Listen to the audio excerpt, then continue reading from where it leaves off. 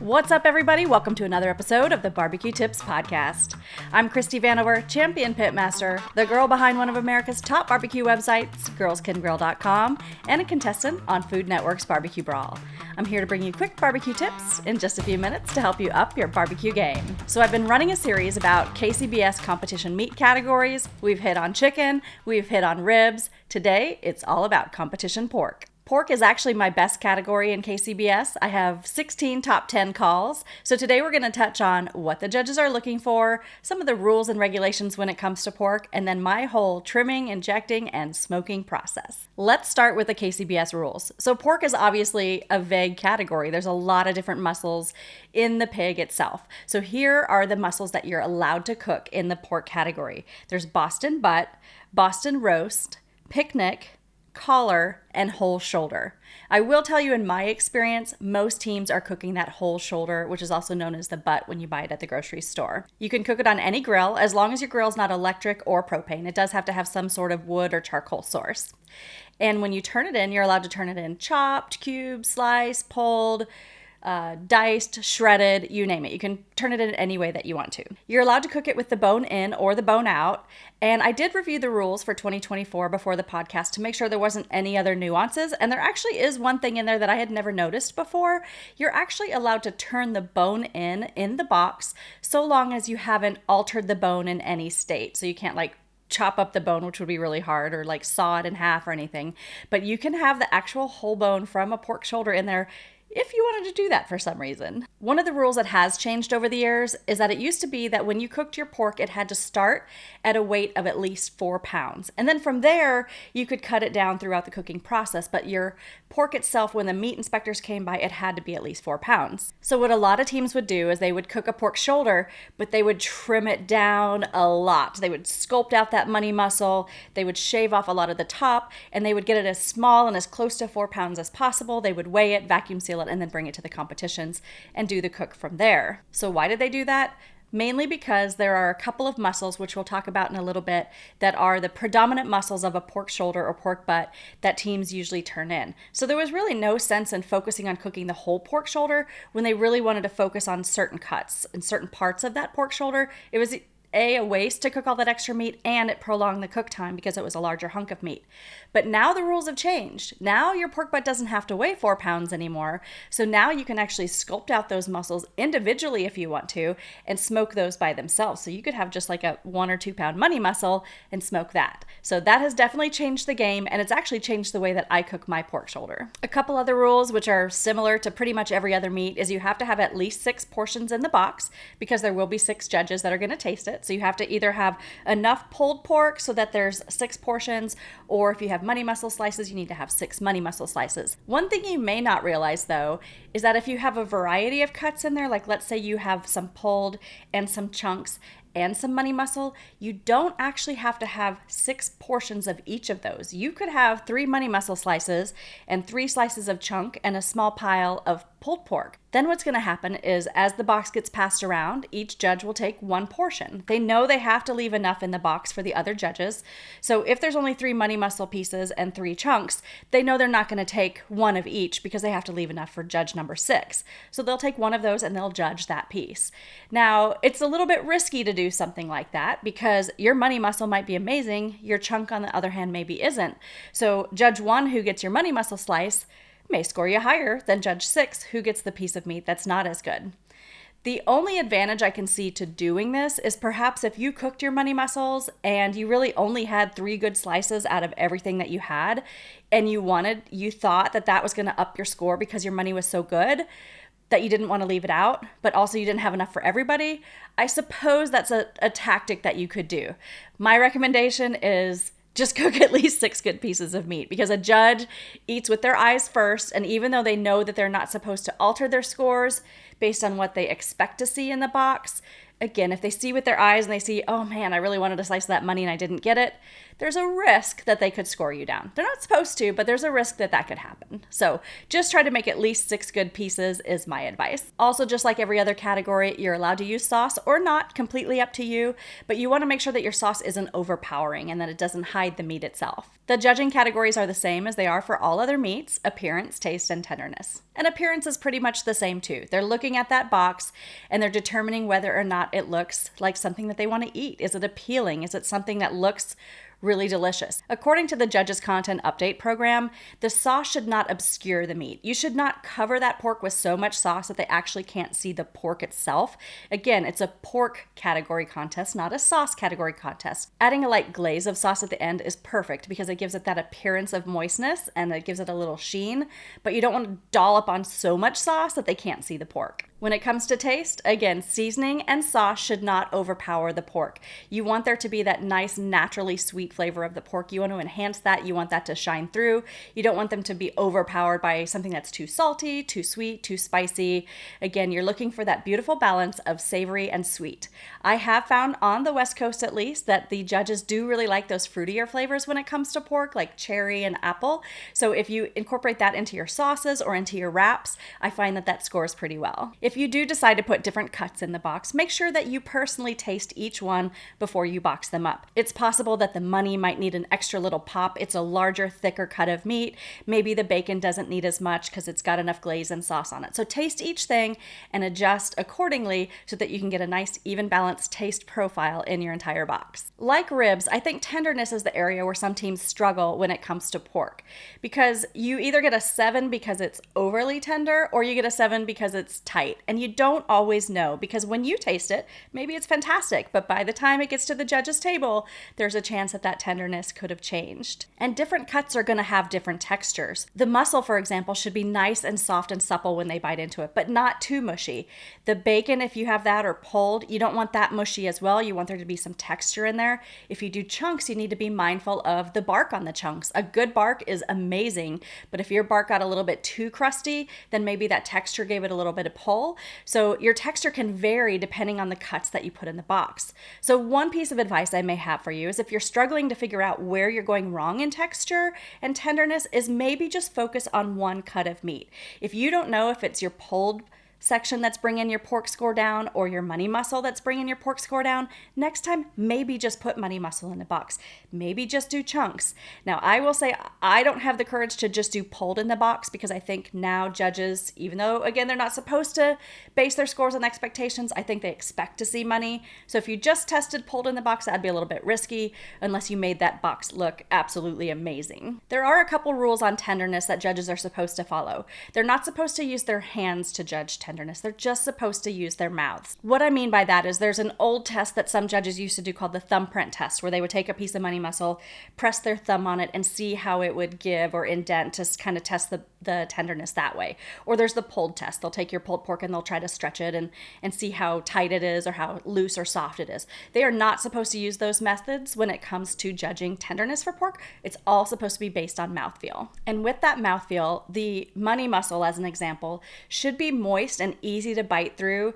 There shouldn't be any tug. There shouldn't be any dryness to it, but it also shouldn't be so soft that it just kind of disintegrates in their mouth and maybe like becomes mushy. It's supposed to still have some integrity. One test that they can also do is where they take a bite and then they press the meat to the roof of their mouth with their tongue. If it kind of dissolves and becomes paste, then they know that it's too mushy. But if it still has some character to it when they do that, then it's probably spot on and they'll hopefully give you a 9. All right, those are all the pork rules and pork judging guidelines. So I'm going to talk to you about how I select my pork butt, how I cook it, how I smoke it, how I season it, etc. So let's get into that. I always cook pork butts. Traditionally, I buy them from Winco, which is a local grocery store here in Vegas, and I go with the Hormel brand. But I've also cooked Prairie Fresh, I've cooked Compart, I've cooked Smithfield, I've cooked whatever they have at Costco or Sam's Club. I've tried lots of different ones.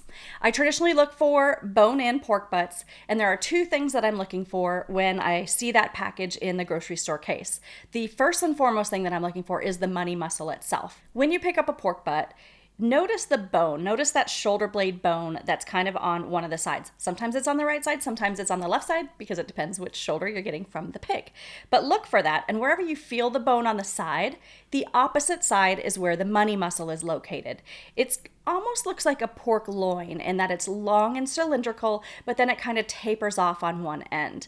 What I'm looking for in that part of the pork butt is the amount of marbling, the amount of white flecks or striation that is kind of marbled through there with the pork meat itself. The more marbled it is, the more tender and juicy it's going to become. So I look for something that has beautiful marbling, a little bit even shape, and I kind of look for the ones that are as big as possible, because that's going to end up being my sliced money muscle, as opposed to something that's kind of little. You're going to end up with little like quarter-sized money muscle pieces.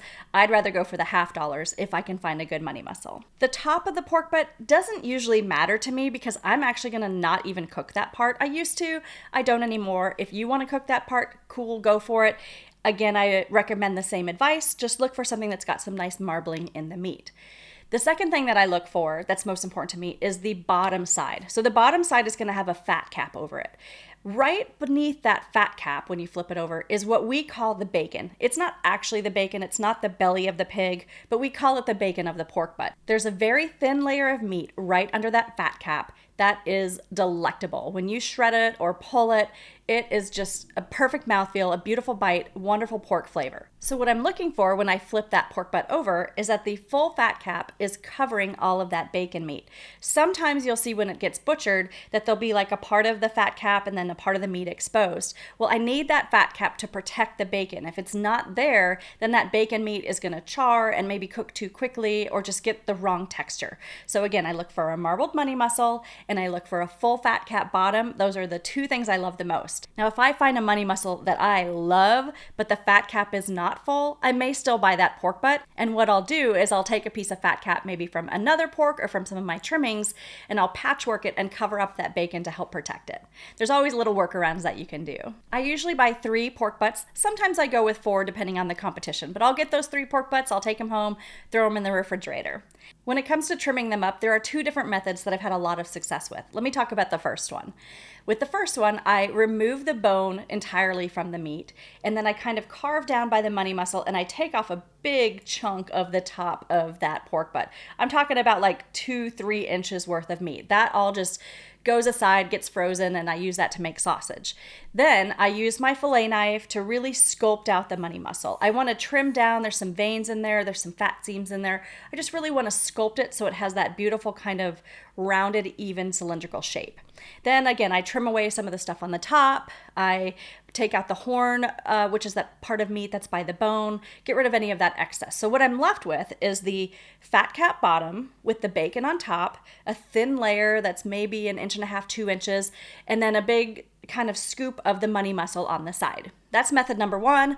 That's worked really well for me in the past. What I've been doing lately, though, is because there's no 4-pound rule anymore, I just chop that money muscle right off. I slice it off and then I sculpt it and then I make it exactly the size and shape that I want so I can control those elements right up front. Then, again, I get rid of the bone and the whole top portion of that pork butt, and what I leave myself with is just the slab of bacon. It's kind of a square or rectangular shape that's about 1.5 to 2 inches thick. So now what I have is an individual money muscle and a slab of that pork butt bacon. The rest of it gets frozen, and I just smoke those pieces. So I end up with 3 to 4 money muscles and 3 to 4 slabs of bacon. I inject on Friday night when I get to a competition. My injection includes a mix of some of those dried powdered injections that you can find. I usually add a little bit of maple syrup and a little bit of apple juice, sometimes a little bit of water also. To inject my pork butt, I use a half pan, an aluminum half pan, and I place my money muscles all in one. I place my bacon in others, and I take my injection needle and I inject the heck out of that money muscle. I basically inject that money muscle until it can absorb no more liquid. Once you inject it from the top, the sides, the bottom, you'll know when you go to inject it some more where it just starts coming out. You're like, okay, it's done. It's got as much injection as it can take. Same thing on the bacon. I'll inject from the bottom, from the top, and then you'll see that thin layer of meat. I go ahead and inject in there as well so that I can get all that flavor into the meat that I'm actually going to use from the bacon slab. If those pans collect any extra injection juice, I go ahead and pour those out so that what I'm left with in the pan is the fully injected meat. It doesn't have to be dry, but you just don't want it sitting in a pool of injection. Then I take my seasonings and I sprinkle them all over. I cover my pork butt pretty liberally. I add enough seasoning to where you can almost not see the grain of the meat anymore. I use a variety of seasonings. I add a little bit of MSG for that pop of flavor. I use my pork rub and just a couple other things that have a nice sweet, savory, and fruity mix. Once it's injected and seasoned, then I go ahead and put it in my Cambro, which has some ice in it to keep it cold overnight. If you are going to put it in a refrigerator instead, I would go ahead and cover it with plastic wrap because a refrigerator has a circulating fan and that's going to affect things on the pork itself. But if you have it in a Cambro or in a cooler that's nice and cold, you don't need the plastic wrap because there's no fan or no air circulating. All right, it's Saturday morning, time to smoke up the pork. We fire up the Huntsakers with cowboy lump charcoal and charcoal briquettes.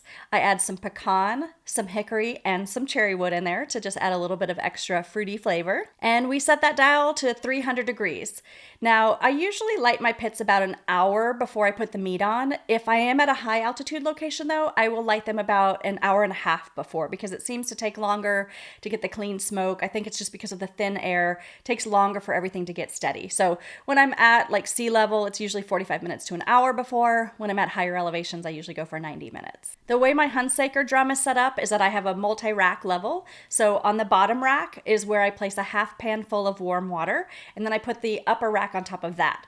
Then I add my pork to the smoker, and it's getting that moist, warm, watery, steamy air that's going to help keep my pork tender. The way the Huntsaker works is there's a vortex kind of deflector plate in the bottom, which means that the outer circle is a little bit more hot than the interior. So I put my money muscles towards the interior because they're more delicate than the bacon, and then I put my bacon slabs on the exterior. That way, if they get a little bit more of that hotter, intense heat on the bacon, it's okay. I don't want that to happen though on my money muscles, so those are going to stay in the middle. Once all my pork is on the smoker, I set my timer for an hour and 15 minutes.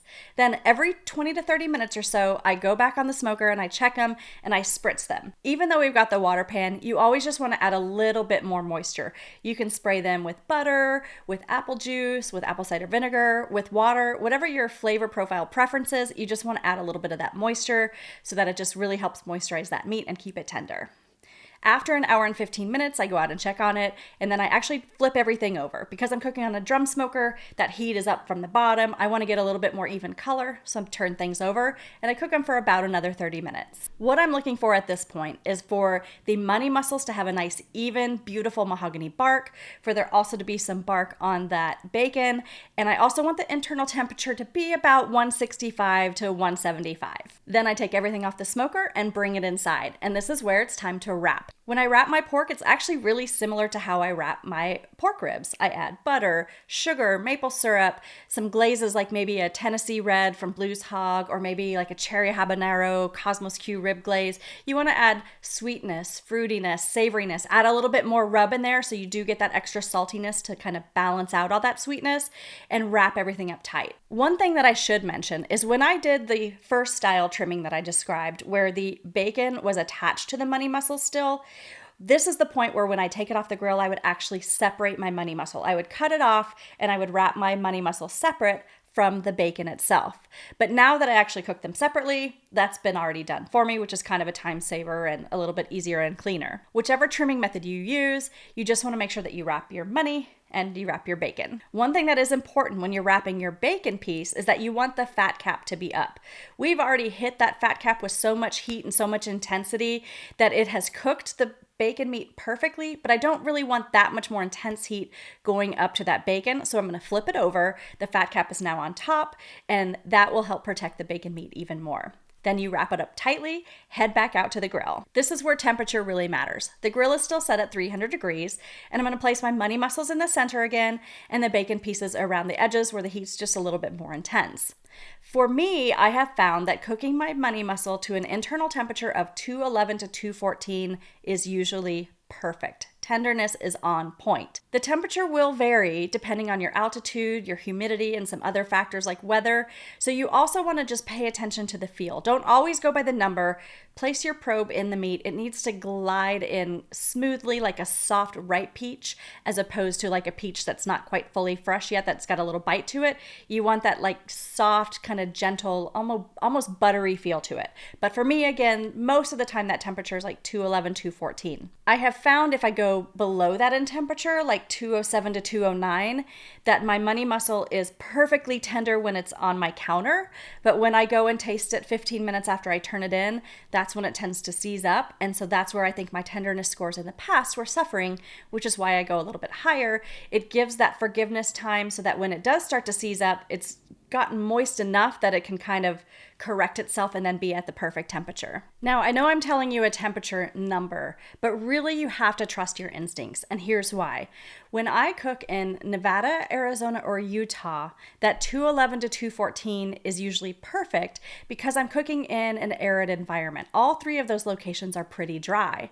But when I cook in California, there's a lot more humidity, it's closer to the ocean, and when I cooked in Paris, California recently, I tried to get my pork money mussel to 211 and I kept it on there and it just stalled at 210 and it would not go past that.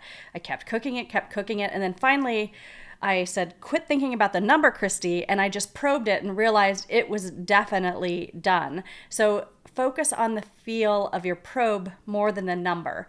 Once you have that feel down pat and you know that it's going to be soft, then you can pull it.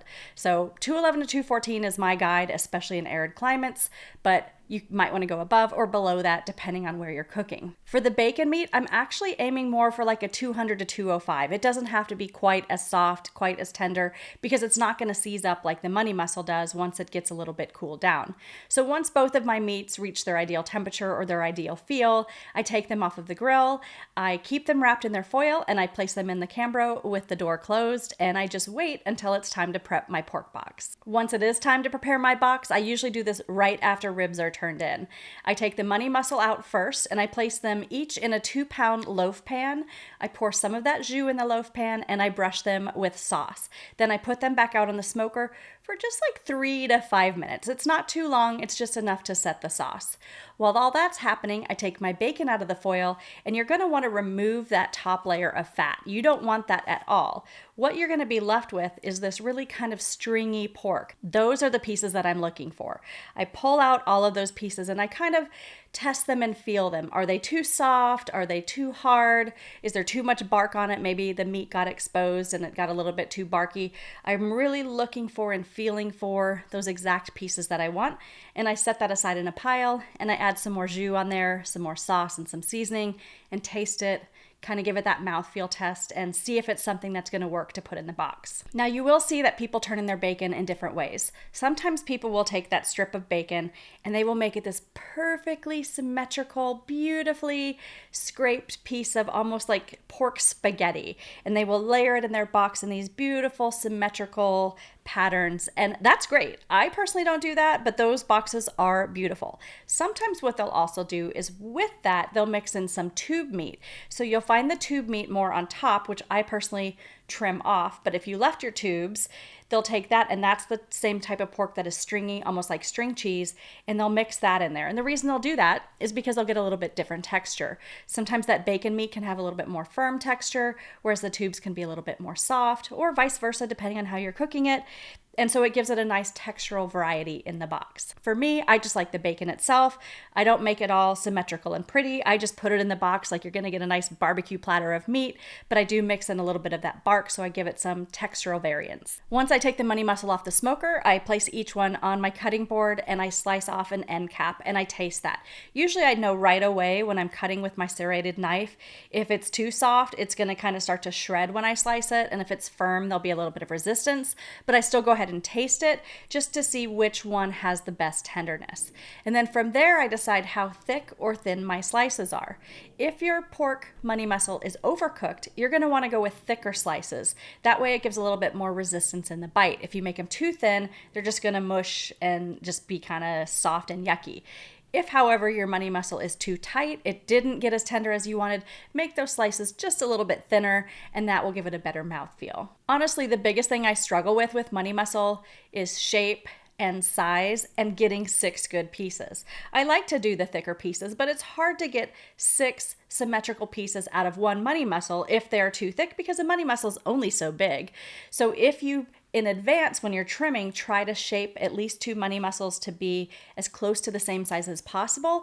Then you can pull 3 or 4 slices out of one money muscle and 3 or 4 slices out of another money muscle, similar to like we do with ribs. But just keep in mind that they're not the same meats. So if one judge gives you a 9 in tenderness for one slice of money muscle and another judge gives you a 7 or 8, remember it's maybe because they didn't get a slice from the exact same piece of meat. You are always welcome to do more than 6 slices of money in the box. Sometimes I've done that. Sometimes I'll do a couple rows of 4 or 5, maybe some pulled in the middle. Or what a lot of teams do is they'll take their money muscle and they'll cut it into chunks, which means that they'll kind of cut it vertically and then cut it some more. So it's just a little bit different shape than a regular money muscle. It exposes more bark to each piece instead of the round slice. It's going to be more like maybe a triangular slice. And that gives a little variety as well for the appearance of your box, and it allows you to fill up your box a lot more. One last trick that I learned with my money muscle, and this I've got to give credit to Travis Clark.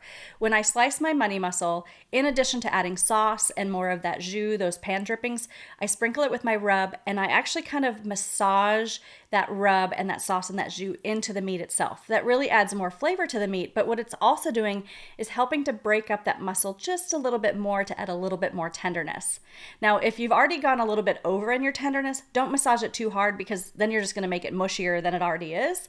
I mainly do this if it still has a little bit of firmness to it to really break down those fibers. At this point, you should have all of your meat on your counter. You have your slices of your money muscle. Maybe you decided to make some chunks out of that. You have your pulled bacon. Now you decide, what am I going to put in the box and how am I going to make it look? Also, this is important. What's the temperature of your meat? You've been manipulating it for a while. Has it cooled down? If it has, what I usually do is I find my best slices of money muscle. I put them back in a pan with that jus. Maybe I'll add a little bit more sauce on it. I take my pulled bacon. I put that in a 2-pound loaf pan with a little bit more jus and sauce. And maybe if I'm doing chunks, I'll put that in another loaf pan. Then I take all 3 of those back out to the smoker and I'll let them go for 2, maybe 3 minutes. The main purpose of this is to just incorporate a little bit more heat to it, because that's going to have 2 effects. One, it's going to be really enjoyable for the taste and the tenderness when they bite into a hotter piece of meat. But 2, it's also going to help it in case it started to seize up and get cold and get tight.